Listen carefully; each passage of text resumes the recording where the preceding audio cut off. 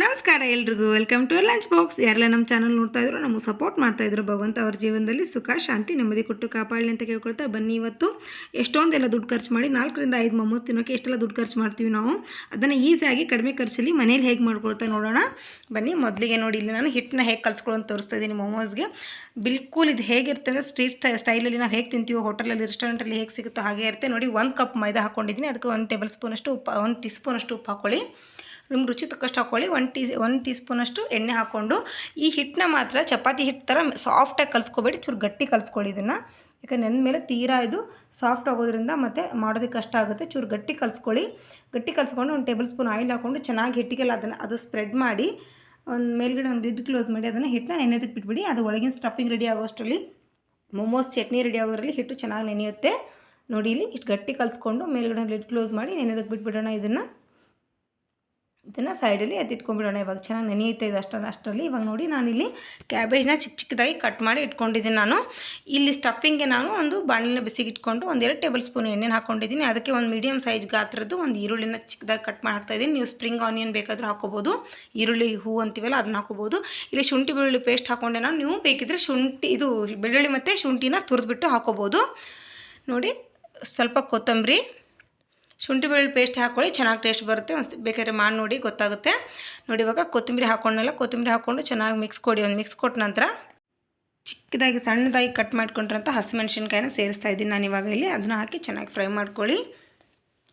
ಇವಾಗ ಮೊದಲೇ ತುರಿದಿಟ್ಕೊಂಡಿರೋಂಥ ಚಿಕ್ಕದಾಗಿ ಕಟ್ ಮಾಡ್ಕೊಂಡಂಥ ಕ್ಯಾಬೇಜ್ ಮತ್ತು ಈ ಕ್ಯಾರೆಟ್ನ ಹಾಕ್ತಾಯಿದ್ದೀನಿ. ಇಲ್ಲಿ ನೋಡ್ಕೊತಿರ್ಬೋದು ನೀವು, ನಾನು 3 ಭಾಗದಷ್ಟು ಕ್ಯಾಬೇಜ್ ತೊಗೊಂಡ್ರೆ 1 ಭಾಗದಷ್ಟು ಕ್ಯಾರೆಟ್ ತೊಗೊಂಡಿದ್ದೀನಿ. ಕ್ಯಾಬೇಜ್ನ ಈಕ್ವಲಾಗಿ ಹಾಕಬೇಡಿ, ಅದು ಕ್ಯಾರೆಟ್ ಪಲ್ಯ ಥರ ಆಗೋಗ್ಬಿಡುತ್ತೆ. ಇದು ಚೈನೀಸ್ ಫುಡ್ ಅಥವಾ ಮೊಮೋಸ್ ಟೇಸ್ಟು ಕ್ಯಾಬೇಜಿಂದನೇ ಮೇನ್ ಸಿಗೋದು ನಮಗೆ. ಆದ್ದರಿಂದ 3 ಭಾಗದಷ್ಟು ಕ್ಯಾಬೇಜ್ ಹಾಕ್ಕೊಳ್ಳಿ, 1 ಭಾಗದಷ್ಟು ಕ್ಯಾರೆಟ್ ಹಾಕ್ಕೊಳ್ಳಿ. ಈಗ ಫಾರ್ ಎಕ್ಸಾಂಪಲ್ 3 ಕಪ್ಪು ಕ್ಯಾಬೇಜ್ ಇದ್ದರೆ 1 ಕಪ್ಪು ಕ್ಯಾರೆಟ್ ಹಾಕ್ಕೊಳ್ಳಿ, ಅಂದರೆ ತುಂಬ ಚೆನ್ನಾಗಿ ಬರುತ್ತೆ ಅದು ಟೇಸ್ಟ್. ನೋಡಿ, ಇಲ್ಲಿ ಈ ಥರ ಹುರ್ಕೋಬೇಕು, ಪೂರ್ತಿಯಾಗಿ ಬೇಯಿಸ್ಕೋಬೇಡಿ. ಇವಾಗ ಇದಕ್ಕೆ ನಿಮ್ಮ ರುಚಿಗೆ ತಕ್ಕಷ್ಟು ಉಪ್ಪು ಹಾಕ್ಕೊಳ್ಳಿ. ಸ್ಟಫಿಂಗ್ ಎಷ್ಟು ಬೇಕೋ ಅಷ್ಟು ಉಪ್ಪು ಹಾಕ್ಕೊಳ್ಳಿ. ನೆನಪಿರಲಿ, ಹಿಟ್ಟಲ್ಲೂ ಉಪ್ಪಿದೆ, ಆಮೇಲೆ ಸಾಸಲ್ಲಿ ಉಪ್ಪು ಹಾಕ್ತೀವಿ. ಇವಾಗ ನೋಡಿ, ಕ್ರಷ್ ತಾಜಾ ಆಗಿ ಕ್ರಷ್ ಮಾಡ್ಕೊಂತ ನಾನು ಕಾಳು ಮೆಣಸನ್ನ ಹಾಕ್ತಾಯಿದ್ದೀನಿ. ನಾನು ಕಾಳು ಮೆಣಸನ್ನ ಅವಾಗೆ ಫ್ರೆಶ್ ಆಗಿ ಕುಟ್ಟಿ ಹಾಕ್ಕೊಳ್ಳಿ. ನಿಮ್ಮ ಮನೇಲೆಲ್ಲ ರೆಡಿಮೇಡ್ ಪೌಡ್ರ್ ಇದೆ ಅಂದರೆ ಅದನ್ನು ಹಾಕ್ಕೋಬೋದು. ಫ್ರೆಶ್ ಆಗಿ ಪೌಡ್ರ್ ಹಾಕೋದ್ರಿಂದ ಅದು ಸೂಪರಾಗಿರೋ ಟೇಸ್ಟ್ ಬರುತ್ತೆ. ಇವಾಗ 1 ಟೇಬಲ್ ಸ್ಪೂನ್ ಸೋಯಾ ಸಾಸ್ ಹಾಕ್ಕೊಂಡು ಚೆನ್ನಾಗಿ ಒಂದು ಮಿಕ್ಸ್ ಕೊಟ್ಟು ಅದನ್ನು ಎತ್ತಿಟ್ಕೊಂಬಿಡಿ. ಇವಾಗ ನೋಡಿ, ಅದು ಮೊಮೋಸ್ ಚಟ್ನಿ ಏನು ಸಿಗುತ್ತಲ್ಲ, ಕೆಂಪು ಕಲರ್ ಚಟ್ನಿ, ಆ ಚಟ್ನಿ ಮಾಡೋದನ್ನು ತೋರಿಸ್ತಿದ್ದೀನಿ ಇವಾಗ. ಆ ಮೊಮೋಸ್ ಚಟ್ನಿಗೆ ಇವಾಗ ನೋಡಿ, ಒಂದು ಚಿಕ್ಕ ಪಾತ್ರೆ ಇಟ್ಕೊಂಡು ಅದರಲ್ಲಿ ಒಂದು 2-3 ಟೊಮೆಟೊ ಹಾಕ್ತಾಯಿದ್ದೀನಿ ನಾನು. ಅದಕ್ಕೆ ತುಂಬ ನೀರು ಹಾಕಬೇಡಿ, ಯಾಕಂದರೆ ಅದೇ ನೀರನ್ನು ಯೂಸ್ ಮಾಡ್ಕೊಂಡು ನಾವು ಚಟ್ನಿ ಮಾಡಬೇಕಾಗಿರೋದ್ರಿಂದ ತುಂಬ ನೀರು ಹಾಕಬೇಡಿ. ಒಂದು ಚಿಕ್ಕ ಗ್ಲಾಸ್ ನೀರು ಹಾಕ್ಕೊಂಡು ಒಂದು ಲಿಡ್ ಕ್ಲೋಸ್ ಮಾಡಿ ಒಂದು 2 ನಿಮಿಷ 3 ನಿಮಿಷ ಬಿಟ್ಟರೆ ಸಾಕು, ಪೂರ್ತಿ ಟೊಮೆಟೊ ಬೆಂದೋಗಿರುತ್ತೆ. ಇವಾಗ ಇದನ್ನು ಆರೋದಕ್ಕೆ ಇಟ್ಕೊಳ್ಳೋಣ. ಇಲ್ಲಿ ನಾನು ಚಿಲ್ಲಿ ಪೌಡ್ರ್ ಯೂಸ್ ಮಾಡ್ತಿದ್ದೀನಿ, ಅದರಿಂದ ಇದಕ್ಕೆ ಒಣಮೆಣಸಿನ್ಕಾಯಿ ಹಾಕಿಲ್ಲ. ನೋಡಿ, ಇದು ಟೊಮೆಟೊ ಆರಿದೆ. ಇಲ್ಲಿ ಒಣಮೆಣಸಿನ್ಕಾಯಿ ನಾನು ಯಾಕೆ ಹಾಕಿಲ್ಲ ಅಂದರೆ, ಅದು ಮಿಕ್ಸಿ ಮಾಡಿದಾಗೂ ಸಹ ಒಣಮೆಣಸಿನ್ಕಾಯಿ ಬೀಜ ಬಾಯಿಗೆ ಸಿಗ್ತಿರುತ್ತೆ, ಆದ್ದರಿಂದ ನಾನು ಅದನ್ನು ಹಾಕ್ತಿಲ್ಲ, ಸ್ಕಿಪ್ ಮಾಡ್ತಿದ್ದೀನಿ. ಇಲ್ಲಿ ನೋಡಿ, ಈ ಥರ ಟೊಮೆಟೊ ಸಿಪ್ಪೆ ಎಲ್ಲ ತೆಗೆದುಕೊಂಡ ನಂತರ ಒಂದು ಚಿಕ್ಕ ಮಿಕ್ಸಿ ಜಾರ್ಗೆ ಬಿಡಿಸಿರೋ ಟೊಮೆಟೊನ ಹಾಕ್ಕೊಂಡು, ನೋಡಿ ಇಲ್ಲಿ ಖಾರ ಮತ್ತು ಕಲರ್ ಇರುವಂಥ ಒಂದು ಚಿಲ್ಲಿ ಪೌಡ್ರ್ ಒಂದು ಅರ್ಧ ಟೇಬಲ್ ಸ್ಪೂನ್ ಹಾಕ್ಕೊಂಡ್ರೆ ಸಾಕು.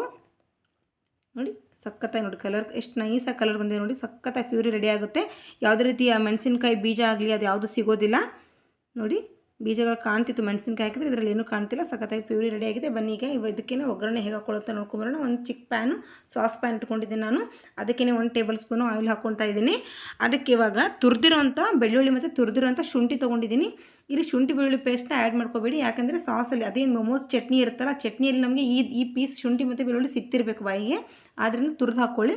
ಚೆನ್ನಾಗಿ ಫ್ರೈ ಆದ ತಕ್ಷಣ 1 ಟೇಬಲ್ ಸ್ಪೂನ್ ಅಥವಾ 1.5 ಟೇಬಲ್ ಸ್ಪೂನು ಸೋಯಾ ಸಾಸ್ ಹಾಕ್ಕೊಳ್ಳಿ. ಇದಾದ ನಂತರ 1 ಟೇಬಲ್ ಸ್ಪೂನು ವಿನೆಗರ್ ಹಾಕ್ತಿದ್ದೀನಿ ನಾನಿಲ್ಲಿ. ಪಕ್ಕ ರೆಸ್ಟೋರೆಂಟಲ್ಲೆಲ್ಲ ಹೇಗೆ ಮಾಡ್ತಾರೆ ಅದೇ ಸ್ಟೈಲೇ ತೋರಿಸ್ತಿದ್ದೀನಿ. ನೋಡಿ, ರುಬ್ಬಿಟ್ಕೊಂಡಿರೋಂಥ ಪ್ಯೂರಿನ ಈ ಸಮಯದಲ್ಲಿ ಹಾಕಿ.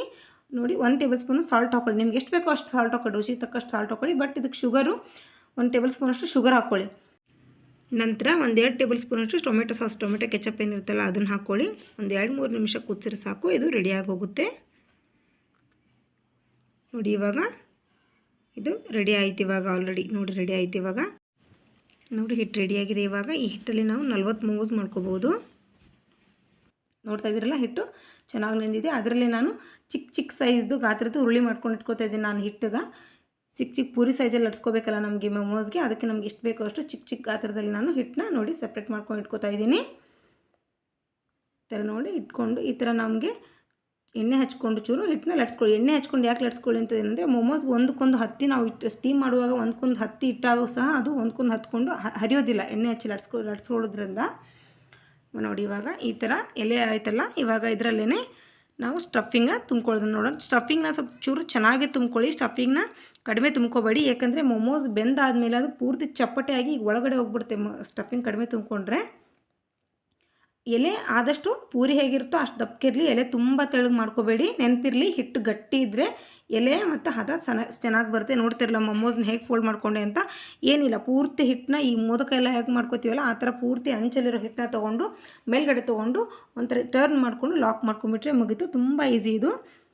ಸ್ಟಫಿಂಗ್ ತುಂಬ್ಕೊಳ್ಳುವಾಗ ಸ್ವಲ್ಪ ಎಚ್ಚರಿಕೆ ಇರಲಿ. ಎಲೆ ಲಟ್ಸ್ಕೊಳ್ಳುವಾಗ ಸ್ವಲ್ಪ ಎಚ್ಚರಿಕೆ ಇರಲಿ. ತುಂಬ ಎಲೆ ತೆಳ್ಳಗೆ ಲಟ್ಸ್ಕೊಳ್ದಿರಾ ಸ್ಟಫಿಂಗ್ ಚೆನ್ನಾಗಿ ತುಂಬ್ಕೊಳ್ಳಿ. ನೋಡಿ ಇವಾಗ ಎಲೆ ಇನ್ನೊಂದು ತೋರಿಸ್ತಾ ಇದ್ದೀನಿ ನಾನು. ನೋಡಿ ಆ ಕಡೆ ಈ ಕಡೆ ಆ ಕಡೆ ಈ ಕಡೆ ಎಲೆನ ಹಿಡ್ಕೊಂಡು ಬಂದು ಹಿಟ್ಟಲ್ಲಿ ಲಟ್ಸಿರೋಂಥ ಎಲೆನ ಹಿಡ್ಕೊಂಡು ಬಂದು ನೋಡಿ ಈ ಥರ ಮೇಲ್ಗಡೆ ಮೋದಕಕ್ಕೆ ಹೇಗೆ ತೊಗೋತೀವಿ ನಾವು ಅದೇ ಥರ ಹಿಟ್ಟನ್ನ ತೊಗೊಂಡು ನೋಡಿ ಜಸ್ಟ್ ಟರ್ನ್ ಕೊಡಿ. ಟೈಟಾಗಿ ಟ್ವಿಸ್ಟ್ ಮಾಡಿ ಈ ಥರ ಟರ್ನ್ ಕೊಟ್ಬಿಟ್ಟಾಗ ಅದು ಆಟೋಮೆಟಿಕ್ಕಾಗಿ ಮೊಮೋಸ್ ಶೇಪ್ ಬಂದುಬಿಡುತ್ತೆ. ನೋಡಿ ಇವಾಗ ಎಷ್ಟು ಚೆನ್ನಾಗಿ ಮೊಮೋಸ್ ಶೇಪ್ ಅಂತ. ಈಗ ನಾನು ಇನ್ನೊಂದು ಇಡ್ಲಿ ಪಾತ್ರೆಗೆ ನೀರು ಹಾಕಿಬಿಟ್ಟು ಅದರಲ್ಲೇ ಮೊಮೋಸ್ಗಳನ್ನ ಇಟ್ಬಿಟ್ಟು ಒಂದು ಲಿಡ್ ಕ್ಲೋಸ್ ಮಾಡಿ ಒಂದು 8 ರಿಂದ 10 ನಿಮಿಷ ಚೆನ್ನಾಗಿ ಬೇಯಲಿ. ಇದು ನಾವಿಲ್ಲಿ ಮೈದಾ ಹಾಕಿರೋದ್ರಿಂದ ಚೆನ್ನಾಗಿ ಬೇಯಬೇಕು. ನೀವು ಇದನ್ನು ಗೋಧಿ ಹಿಟ್ಟಲ್ಲಿ ಸಹ ಮಾಡ್ಬೋದು. ಚೂರು ಕಲರ್ ಇದಕ್ಕಿಂತ ಚೂರು ಕಲರ್ ಕಪ್ಪಾಗುತ್ತೆ ಅಷ್ಟೇ. ಮೈದಲ್ಲಿ ಮಾಡಿದ್ರೆ ವೈಟಾಗಿ ಬರುತ್ತೆ ಅಷ್ಟೇ. ನೋಡಿ ಇಲ್ಲಿ ಮೊಮೋಸ್ ರೆಡಿಯಾಗಿ ಹೋಯಿತು. ಮೊಮೋಸು ಸ್ಟಫಿಂಗು ಮತ್ತು ಮೊಮೋಸ್ ಮಾಡ್ಕೊಳ್ಳೋ ಹಿಟ್ಟು ಸ್ಟಫಿಂಗು ಮತ್ತು ಮೊಮೋಸ್ ಚಟ್ನಿ ಅಷ್ಟನ್ನು ಸಹ ಕೇವಲ 6.5 ನಿಮಿಷ 6ರಿಂದ 7 ನಿಮಿಷ ನಾನು ತೋರಿಸ್ತೀನಿ ನಿಮಗೆ ಇವತ್ತು.